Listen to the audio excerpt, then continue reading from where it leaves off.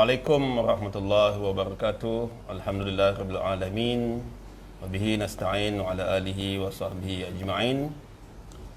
Saudara-saudara, sidang penonton, sahabat-sahabat sekalian, pertamanya saya mengucapkan setinggi-tinggi syukur kepada Allah kerana kita dapat bertemu pada tengah hari ini dan kita dihidangkan dengan satu sidang akbar yang agak tergempar oleh Datuk Seri Anwar Ibrahim selaku Presiden PKR dan juga Pengerusi Pakatan Harapan yang di sidang akbar itu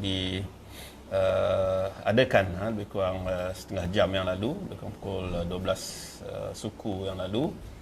Dan daripada kenyataan akbar itu kita dapat melihat bagaimana beliau telah melahirkan suatu keyakinan bahawa beliau sudah pun mempunyai sokongan majoriti daripada ahli-ahli parlimen Malaysia, dan beliau dengan tegas menyatakan bahawa kerajaan yang ada sekarang ini telah jatuh dari segi legitimasinya.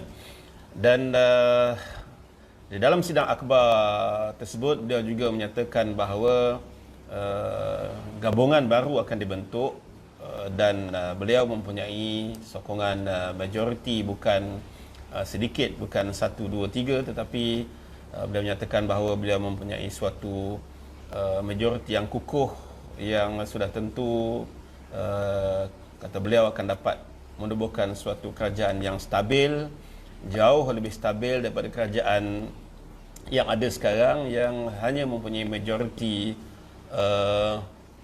hanya 3 atau 4 kursi saja. Jadi keyakinan yang ditunjukkan oleh beliau ini merupakan suatu harapan baru kepada rakyat Malaysia, kerana kita lihat bahawa sememangnya kerajaan yang ada sekarang ini adalah kerajaan yang bila-bila masa sahaja akan tumbang. Dan daripada kenyataan Datuk Seri Anwar, jelas beliau menyatakan bahawa kerajaan ini adalah kerajaan yang dianggotai oleh semua lapisan masyarakat, sudah tentu yang dianggotai oleh pelbagai parti, dan saya yakin bahawa sudah tentulah Pakatan Harapan itu akan tetap dijunjung oleh beliau kerana beliau adalah pengerusi Pakatan Harapan, dan kemungkinan ada ahli-ahli parlimen daripada anggota parlimen kerajaan sekarang yang sudah tentu menyokong gabungan beliau ini. Sebab itu beliau menyatakan bahawa beliau mempunyai majoriti yang kukuh. Kerana kita tahu bahawa ahli-ahli parlimen Pakatan Harapan jumlahnya 91 orang, dan untuk mendapat majoriti yang kukuh sudah tentulah memerlukan sekurang-kurangnya mungkin dalam 25 ahli parlimen lagi untuk mendapat majoriti lebih daripada 120 orang. Dan saya yakin jumlah kursi ataupun jumlah ahli-ahli parlimen yang menyokong beliau ini sudah tentu lebih daripada 120 orang. Sebab itu beliau menyatakan beliau mempunyai majoriti yang kukuh, bukan 1, 2, 3 atau 4, 5. Dan kita juga melahirkan keyakinan bahawa janji beliau untuk menubuhkan sebuah kerajaan yang mantap, yang pertamanya. Yang keduanya, kerajaan yang tetap dengan prinsip menentang rasuah, menentang penyalahgunaan kuasa, menjunjung perlembagaan negara, mendaulatkan institusi raja-raja sebagaimana termaktub dalam perlembagaan. Saya rasa ini tidak menjadi persoalan kerana ianya sudah menjadi suatu prinsip Pakatan Harapan itu sendiri, itu mengekalkan perlembagaan, mendaulatkan raja-raja, bahasa Melayu, agama Islam sebagai agama persekutuan. Dan beliau juga menyatakan bahawa kerajaan yang dibentuk inilah kerajaan yang terdiri daripada pelbagai lapisan masyarakat dan juga sudah tentu memberikan keutamaan kepada hak Bumiputera dan sebagainya. Jadi kita merasakan bahawa keyakinan yang ditunjukkan oleh Datuk Seri Anwar ini memberikan suatu harapan baru kepada rakyat Malaysia yang sebenarnya ternanti-nanti sebuah kerajaan yang mantap. Kerana kita tahu kerajaan yang ada sekarang, daripada tindak tanduk mereka adalah kerajaan yang sememangnya tidak mantap, terpaksa membuat janji, terpaksa memberi jawatan-jawatan tertentu, GLC dan sebagainya kepada ahli parlimen, hanya semata-mata untuk mengekalkan sokongan ahli parlimen itu kepada kerajaan Muhyiddin. Jadi sokongan ahli-ahli parlimen kepada kerajaan Muhyiddin bukanlah di atas dasar prinsip, tetapi hanya di atas dasar mendapat jawatan GLC, dapat jawatan timbalan menteri, dapat jadi duta khas ke Arab, ke Timur Tengah dan sebagainya. Ada yang jadi duta khas ke negara barat dan sebagainya. Jadi kita sebenarnya rakyat memang merasa bimbang dengan kestabilan politik negara, dan janji Datuk Seri Anwar bahawa perkara asas yang perlu dititik beratkan antaranya lah mengembalikan maruah negara, ekonomi negara, masalah pengangguran dan masalah-masalah lain yang sebenarnya amat kritikal sekarang ini disebabkan oleh impak COVID-19 itu sendiri.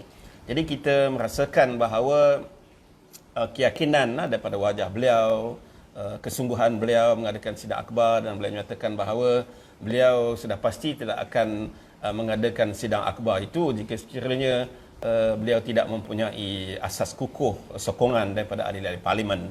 Jadi sudah tentulah beliau mempunyai sokongan yang mutlak, sebab itu beliau berani membuat kenyataan akhbar yang kita rasa bukan suatu kenyataan akhbar yang main-main, bukan suatu kenyataan akhbar yang hanya untuk suka-suka untuk mencari publicity, tetapi ini adalah suatu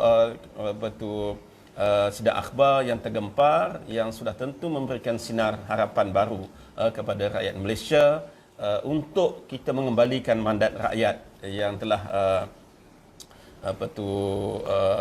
menguburkan legasi UMNO yang memerintah lebih 60 tahun dengan segala kebobrokan, dengan segala isu rasuah, penyalahgunaan kuasa dan sebagainya. Sudah tentu perbentukan kerajaan baru ini akan memberikan sinar baru kepada rakyat. Tinggal lagi kita mengharapkan bahawa peralihan kuasa ini berlaku dengan aman, berlaku dengan baik. Transisi peralihan kuasa daripada kerajaan tubuh atap yang ada sekarang ini kepada kerajaan baru pimpinan Datuk Seri Anwar ini kita harapkan berlaku dengan baik dan tidak ada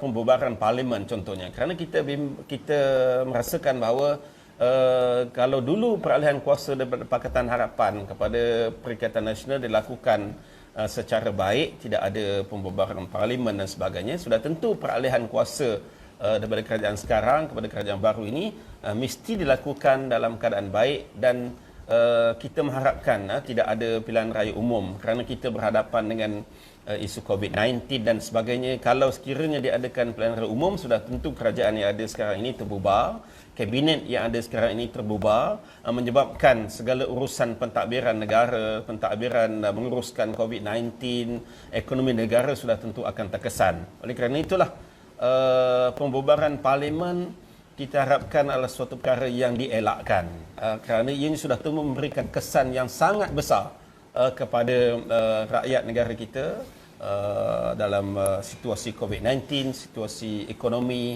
yang semakin parah ini. Sudah tentu kita mesti mengelakkan pembubaran parlimen, dan kita mengharapkan kerajaan baru dapat ditubuhkan dalam masa yang terdekat, dan saya yakin ianya boleh ditubuhkan dalam masa 1 minggu untuk kita menguruskan isu-isu yang berlaku di dalam negara kita. Dan sudah tentu jika pembubaran parlimen dilakukan mengambil masa yang lama, pilihan raya, persediaan SPR untuk mengadakan pilihan raya, kerajaan yang ada adalah kerajaan sementara yang tidak boleh membuat keputusan-keputusan penting, ianya adalah caretaker government, Perdana Menteri caretaker dan sebagainya. Jadi kita memohon supaya tidak diadakan pilihan raya umum yang baru, kerana sudah tentu memberikan kesan besar kepada rakyat Malaysia. Kita juga mendoakan Kebawah Duli Yang Maha Mulia Seri Paduka Baginda yang di-Pertuan Agong, supaya beliau sihat, segera sembuh daripada gering beliau yang ialah kita pun dapat maklumat beliau hanya berehat saja, tidak ada sakit yang kritikal, dan kita mengharapkan baginda segera sembuh dan dapat menguruskan isu peralihan kuasa ini dengan aman, dengan baik, supaya nanti kita dapat bentuk kerajaan yang mantap, kerajaan yang didokong oleh rakyat, kerajaan yang dapat menyelesaikan isu ekonomi, isu COVID dan isu pengangguran dan sebagainya. Jadi kita mengharapkan Seri Paduka segera sembuh. Dan saya juga ingin menyentuh tentang Pilihan Raya Negeri Sabah. Kerana peralihan kuasa yang insya-Allah kita doakan berlaku dalam masa terdekat ini sudah tentu ada kesan kepada Pilihan Raya Negeri Sabah. Kita mengharapkan kerana Perikatan Nasional berkempen bahawa kerajaan negeri mestilah sekata, mestilah sama dengan kerajaan persekutuan. Jika ditakdirkan berlakunya perubahan kuasa di peringkat persekutuan, maka sudah tentu rakyat negeri Sabah mesti memilih Warisan Plus pada 26 September ini. Kerana untuk ianya sealiran dengan kerajaan pusat. Yang kerajaan pusat saya yakin sudah tentu akan dianggotai oleh warisan.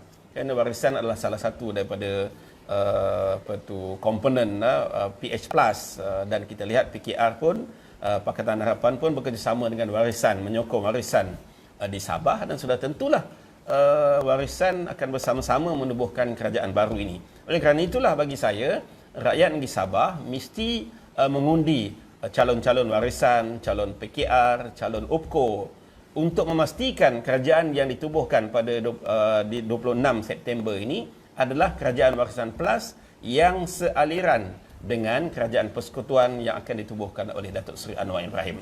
Jadi itu perkara yang wajib dilakukan oleh rakyat negeri Sabah demi untuk kesinambungan kesinambungan rakyat negeri Sabah, pembangunan negeri Sabah. Kerana itulah yang sering digembar-gemburkan oleh Tan Sri Muhyiddin Yassin dan dalam kempen-kempen mereka. Salah satu daripada yang kita lihat, salah satu daripada hujah ataupun bahan kempen PN, BN, PBS, STAR dalam kempen Pilihan Raya Negeri Sabah ini. Jadi untuk itu saya sekali lagi mari sama-sama kita mendoakan, kita rakyat Malaysia, kita mendoakan kesejahteraan dan juga kesembuhan yang Sri Paduka Baginda Duli Yang Mulia Sri Paduka Baginda Yang di-Pertuan Agong, supaya baginda dapat meneruskan isu peralihan kuasa ini. Dan yang keduanya, kita mengharapkan peralihan kuasa ini berjalan dengan baik tanpa adanya pembubaran parlimen, dan kerajaan yang akan dibentuk oleh Datuk Seri Anwar ini adalah kerajaan yang benar-benar mendukung mandat rakyat, kerajaan yang dapat mengembalikan mandat rakyat. Kerana kita tahu pada pilihan raya umum yang lalu sebenarnya UMNO telah ditolak oleh rakyat. Mana mungkin UMNO yang telah ditolak, ditumbangkan sebagai kerajaan, diangkat oleh Muhyiddin menjadi kerajaan semula. Dan itulah yang kita harapkan. Kalau ahli-ahli parlimen UMNO menjadi kerajaan, itu tidak ada masalah. Mungkin mereka memikirkan tentang kepentingan kerajaan, maka mereka menyokong Datuk Seri Anwar. Tetapi UMNO itu dalam satu M-Block, dalam sebagai institusi parti memerintah Malaysia sebagaimana yang ada sekarang bersama dengan Bersatu, itu tidak boleh diterima oleh rakyat. Kerana sebenarnya UMNO itu telah ditolak oleh rakyat. Tetapi kalau ahli-ahli parlimen UMNO ingin menyokong kerajaan yang ada, itu tidak ada masalah. Bukan suatu parti. Kerana kita melihat bahawa parti UMNO itu sendiri sekarang ini masih lagi dikepalai oleh mereka-mereka yang bermasalah. Presiden UMNO, AJK UMNO, menteri-menteri UMNO, mereka yang bermasalah, dan ahli-ahli parlimen UMNO yang sekarang ini masih mempunyai kes mahkamah. Sudah tentulah mereka ini ataupun UMNO itu sendiri tidak boleh menjadi kerajaan. Tapi bagaimana Muhyiddin Azmin Ali boleh bersekongkol dengan parti UMNO membentuk sebuah kerajaan tebuk atap, dan inilah sebenarnya yang telah telah menggagalkan ataupun telah memberikan suatu kesedihan kepada rakyat. Rakyat bersedih kerana bagaimana UMNO yang ditolak dalam pilihan raya umum ke 14 yang lalu diangkat kembali menjadi kerajaan bersama dengan Muhyiddin, bersama dengan PAS, bersama dengan Azmin Ali. Dan kita yakin bahawa perkara ini akan disokong oleh rakyat. Rakyat akan gembira kerana mandat rakyat menolak UMNO Barisan Nasional dikembalikan oleh kerajaan baru pimpinan Datuk Seri Anwar Ibrahim. Mari sama-sama kita berdoa, moga-moga hasrat dan juga cita-cita murni Pakatan Harapan Datuk Seri Anwar Ibrahim untuk membentuk sebuah kerajaan yang berprinsip, kerajaan yang mendaulatkan undang-undang, kerajaan yang menentang rasuah, kerajaan yang bersih, kerajaan yang mengutamakan mandat rakyat, mengutamakan kesejahteraan rakyat ini dapat ditubuhkan dalam masa terdekat, dan insya-Allah kita sama-sama memberikan sokongan padu kepada kerajaan ini, kerana inilah kerajaan yang berwibawa, kerajaan yang dimahukan oleh rakyat dan bukan kerajaan tebuk atap, bukan kerajaan pintu belakang, bukan kerajaan yang dibentuk hasil daripada pengkhianatan ahli-ahli parlimen yang telah mengkhianat mandat rakyat pada pilihan raya umum ke-14 yang lalu. InsyaAllah kita doakan dalam sehari dua ini semuanya berjalan lancar dan kita dapat sebuah kerajaan baru yang dicita-citakan oleh rakyat untuk mengembalikan mandat rakyat pada pilihan raya umum ke-14 yang akan datang. InsyaAllah bertemu lagi pada lain-lain masa. Sama-sama kita doakan kebaikan dan kesejahteraan negara kita dan rakyat Malaysia, dan yang utama sekali ke bawah Duli, Baginda Duli Yang Mulia Sri Paduka Baginda Yang Agung kembali sembuh, kembali sihat sejahtera untuk menjadi payung kepada negara kita. Sekian, Assalamualaikum warahmatullahi wabarakatuh.